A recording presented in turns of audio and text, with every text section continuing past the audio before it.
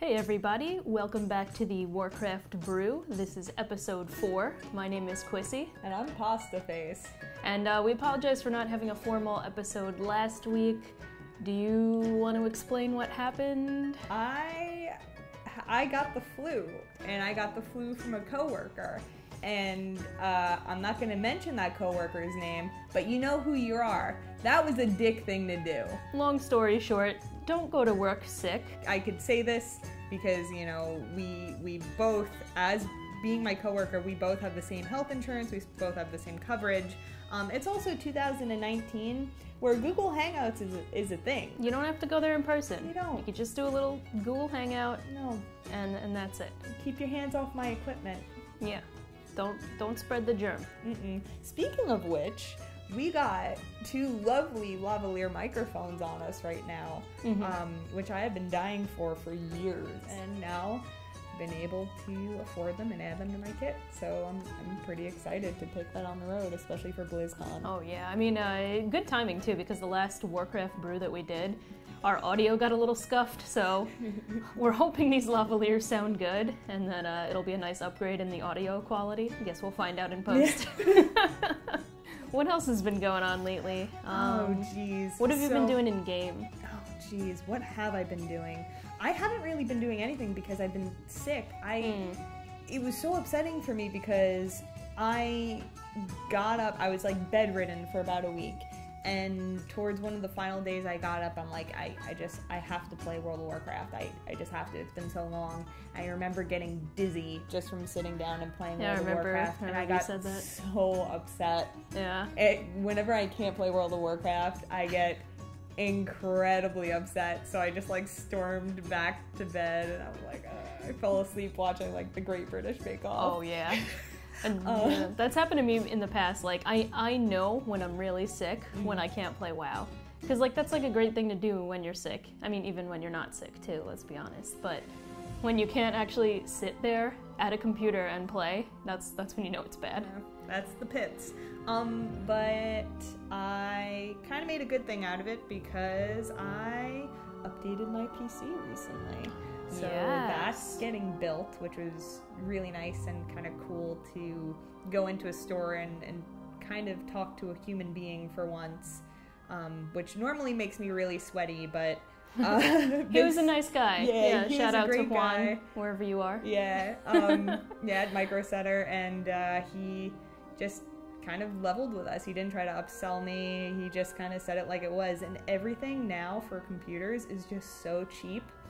I was cracking up the entire time. Yeah. 5 years ago, like, solid state hard drive space for like 1 terabyte was like thousands of dollars. Yeah, I know, it's like $80. It's like $80 for a terabyte. Like, are you serious?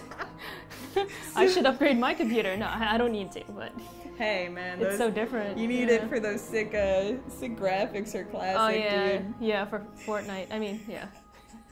I got the teller pretty good. He was like, so this is a really cool setup. What are you gonna play with it? I'm like, dude, let me be honest right now. Ever since that 16-year-old won $3 million off of playing Fortnite, I just found that this was my calling. And he just kind of looked like, oh no. But I'm like, nah, dude, I'm playing classic all summer. Yeah, where the minimum system requirements are like. It's like something ridiculous. Very minimal, let's just say that. Could play it on a potato. Could play it on my phone. That would be sick if I could play classic on my phone. Don't say that. Stop. No names. You could just fall asleep playing classic. You wake up, you know. You know where you could also do that? In your nice computer chair and not a phone game. I agree with you. I'm just kidding. But if I could take WoW with me on the go, anywhere I went, you know, that would be pretty sick. Yeah. So would you say that there's a World of Warcraft? I can't even say it. I can't even say it. My body rejected it. My body was like, no, don't you say that. So you saying there's a potential of a World of Warcraft classic Immortal coming out in the future? Hey, stranger things have happened. I love how my body initially rejected me saying that. It physically stopped me from saying those words. Alright, so speaking of classic WoW, we're very excited because this week on Thursday, August 8th, for us, at 2 p.m. Eastern Time, I think it's 11 a.m. Pacific Time, and then simultaneously, globally, wherever you are in the world, it will be at that same time. There will be the final classic WoW stress test, and as I mentioned, this is going to be a global stress test, so everybody in the world is going to have access to it at the same time. And this is really going to simulate launch day, which is 3 weeks. We're about 3 weeks. 3 weeks out from launch day, which I can't believe. But this is going to be big. On Wednesday, the day before, we plan to do a lot of preparation, meal prep, get all of our computer gear and equipment in order, because we really want to treat this like a simulated launch, which what it is. But we want to take it very seriously, because it's going to be as close as possible, I think, to what we've seen thus far to a launch. So yeah, as a result, we're gonna go hard. We're gonna go full force. I know the level cap is only level 15. Okay. A lot of people were expecting level 20, maybe. Maybe they push it to 20, but it is 1 to 15. I've since reworked our leveling path a little bit and added in a few areas for us to grind as a backup in case we can't do certain quests. I'm even planning to skip certain quests that I'm almost sure that we won't be able to complete because of the sheer mass of people. But my estimate for getting to level 15, I don't know. I don't know. I mean, like, I'm really excited too, because, you know, I do want to tell everyone, like, oh, we're going to be doing this and that, but like, I do want to leave just kind of an element of surprise in a sense, because, you know, it is going to be the closest thing to a launch that we're going to get until actual launch date. So I'm excited to see a new route and to see how we're going to deal with overpopulation. Absolutely, because we can take what we learned from Thursday and then apply that 3 weeks from now. So really excited about that. I may even want to do the 1 to 15 run. I want to do it at least twice. Ooh. We may not have to do it consecutively. We could take a break in between, or sleep in between. I would hope so, or preferably eat and sleep. Yeah, whatever. Yeah, just do humanly functions. We won't have to shower. Yeah, no showers. No showering.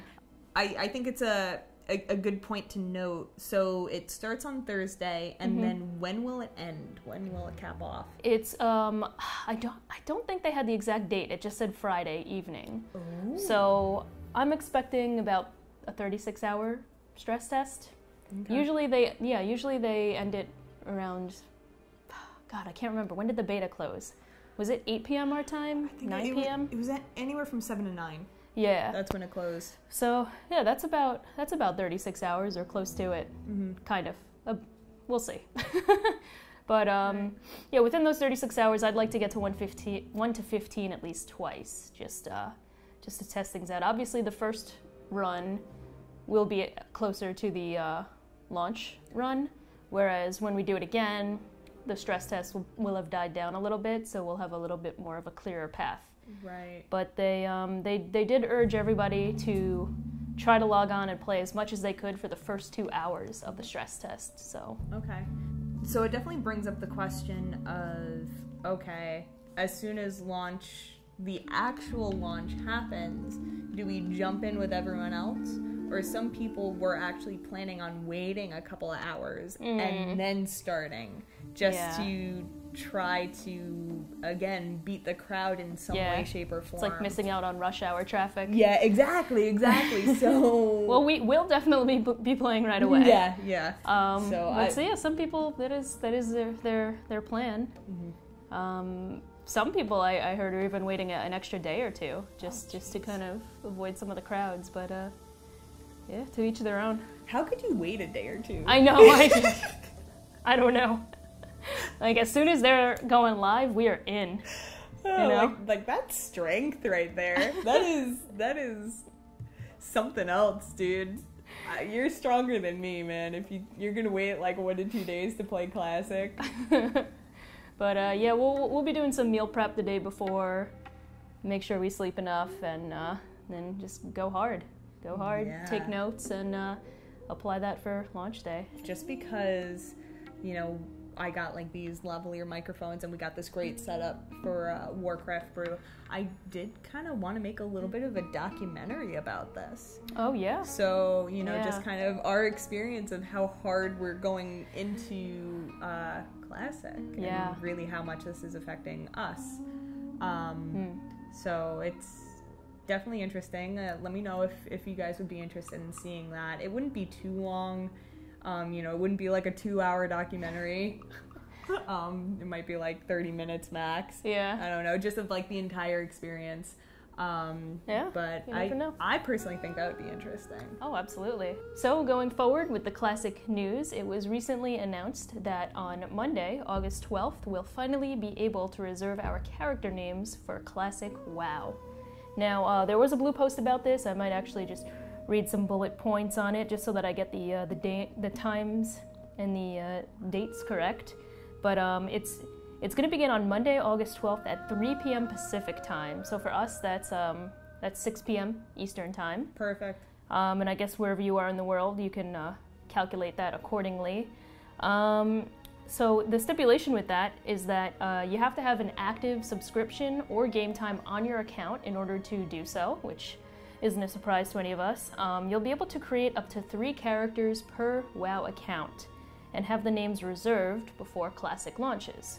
They also said that they're going to announce more details regarding the realm names and types later on this week.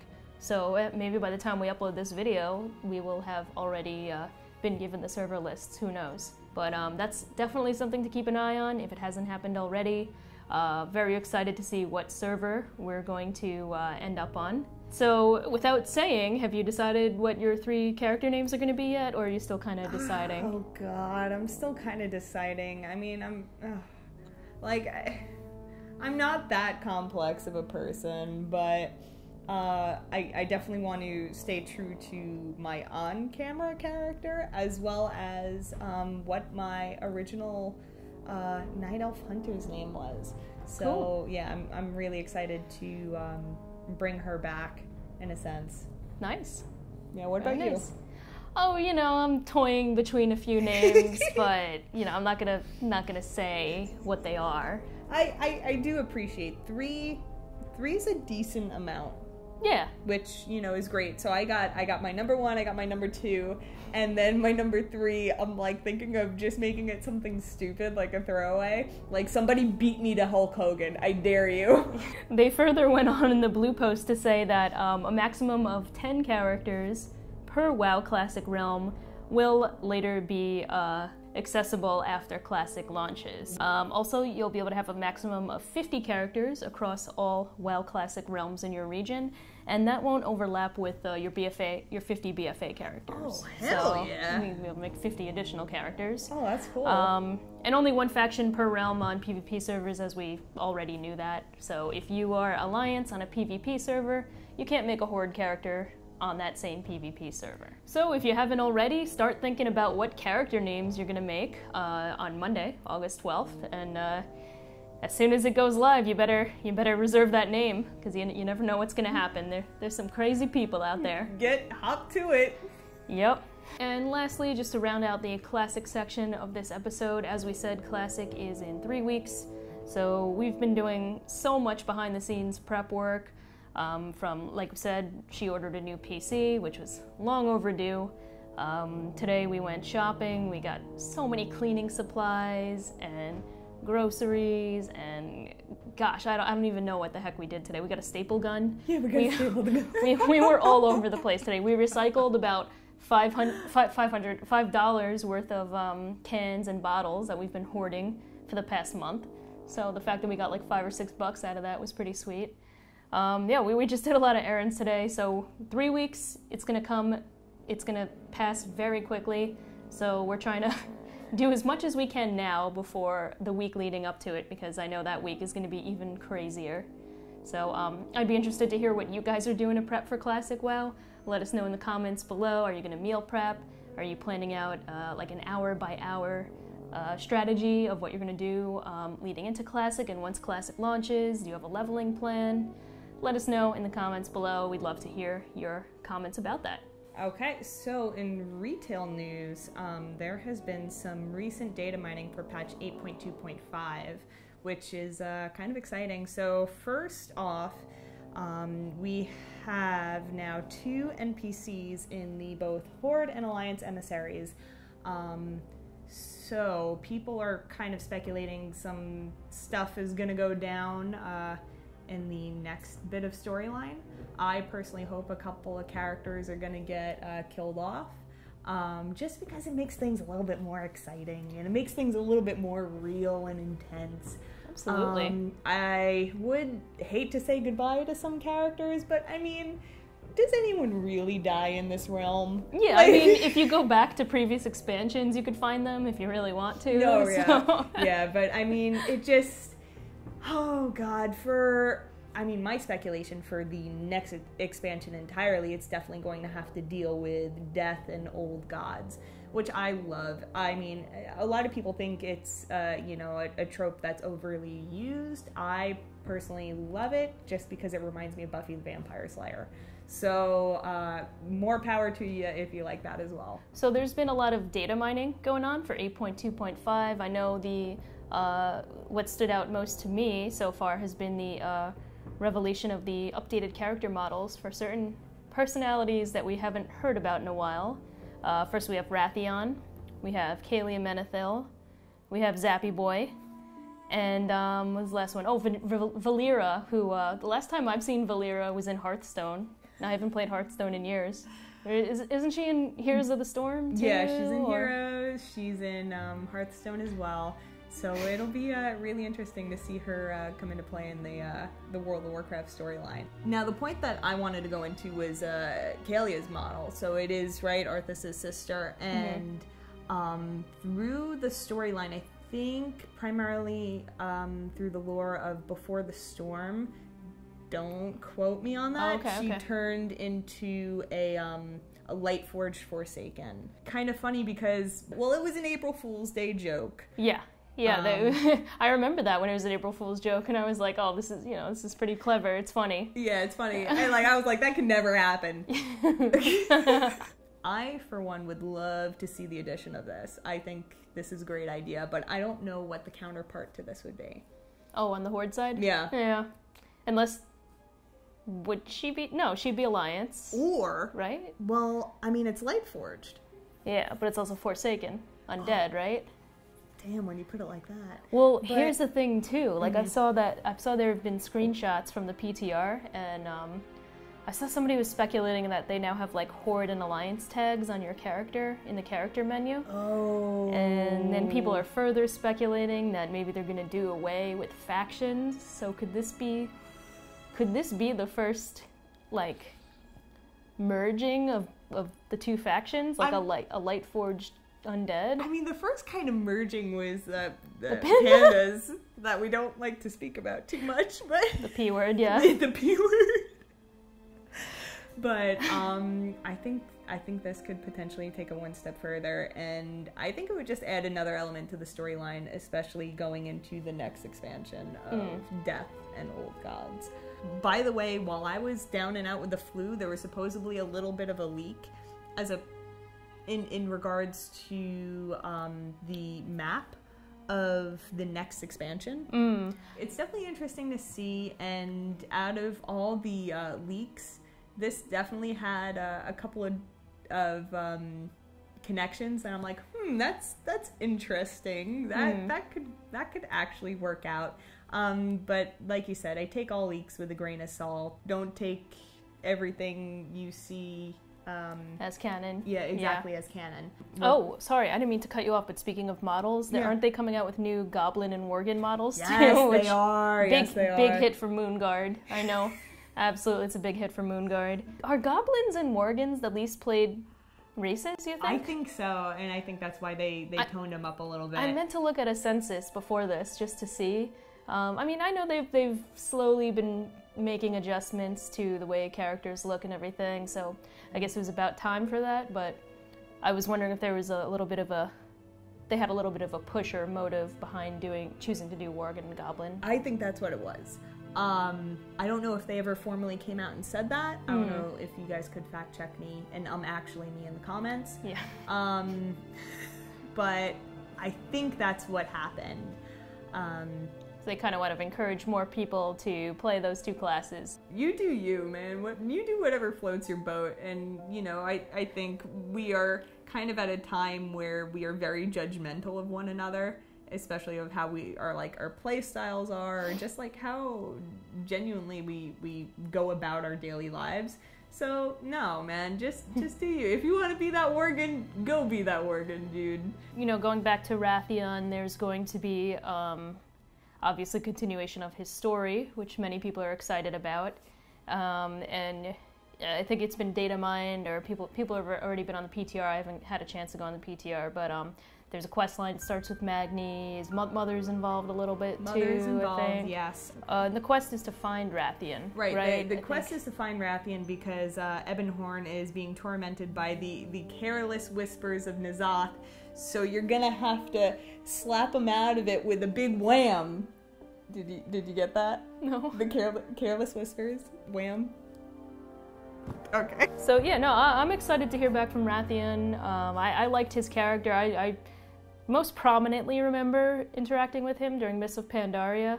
Right, and he left right around the end of Warlords of Draenor, which I don't blame him. Oh, many people did.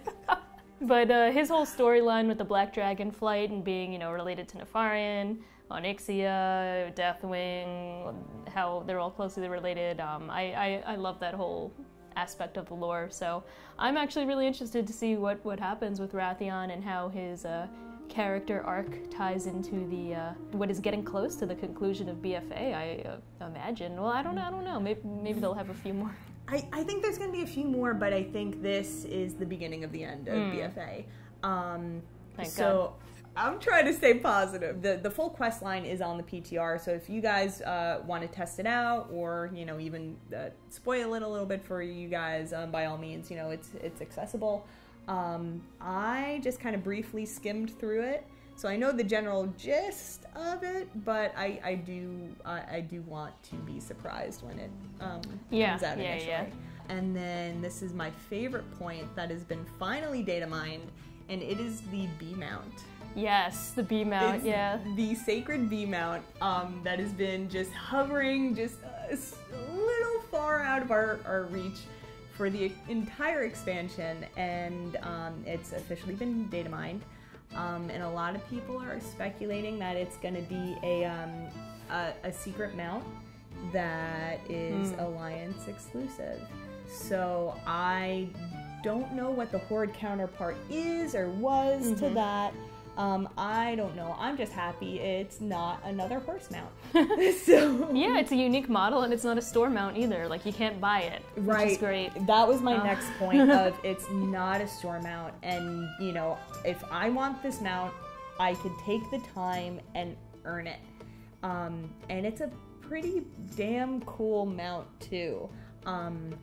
Is it the model in, I think is it Stormsong Valley, where, like, you take a flight path and you're on a bee? Yes. Oh, I love that. Yeah. Oh, that's cool. It's just cool, you know, and I know it's a little bit of extra work for everyone involved, but I really think it's something that should be looked into more in terms of just more of that added to the game, please. The unique mounts that aren't purchasable, yeah. Right. It's fun, you know, and it creates a sense of community too, especially like the secret community, like that secret Discord. I love doing the secret quests. We had, it was a lot of pain to get the Lucid Nightmare, but it was totally worth it. That was one of the more fun moments I've had in game recently in retail, just hunting down the Lucid Nightmare. Absolutely. In Legion.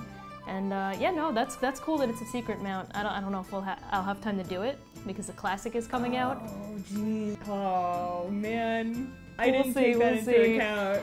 Oh, like. We'll find a way. We'll find a way. Okay. We'll find a way to get the bee. Okay.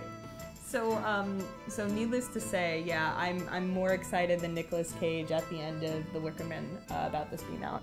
So. Excellent. Yeah, hell yeah. Play the clip. Okay. Other than that, really, I mean, I kind of like what Wowhead has been doing in terms of these articles called Today in Mechagon or Today in Najatar. Oh, they've been doing that for... Yeah, they have been. I mean, like, obviously I've been sick for quite some time, but, and they have been doing it for quite some time, but I just kind of wanted to shine a little light on it just because I personally find it just so helpful. It's like a nice, short, simple, sweet article of, everything that you could find in that location for the day. So yeah, I'm a big Wowhead advocate, obviously. I've gotten to know Perculia pretty well. I mean, we met Perculia at the Warcraft Summit. She's amazing. I love her. And just being able to hang out with her and get to know some other members of the Wowhead community it's been so awesome. We're very welcoming, and I'm really looking forward to BlizzCon this year because they're collaborating with Con Before the Storm to put together like this mega party, which is going to be amazing. Ever since I first started playing World of Warcraft, I just wanted to be involved in any way I could in this, and now 15 years later, now I just kind of see it. Now it's finally happening. Yeah. So speaking of which, yeah, I just got approved for Media Pass for BlizzCon, and I added Pasta's name to my as my Media Pass guest. Your plus one. Your significant or my significant other. Your significant roommate. Yeah. The 15-year anniversary mount acquisition details have recently been announced, right? But apparently there's going to be 3 different wings of a raid. Yeah, Burning Crusade, Wrath of the Lich King, and Cataclysm. Right. So there's going to be 3 wings to the raid, and within each wing will be 3 bosses that you have to defeat.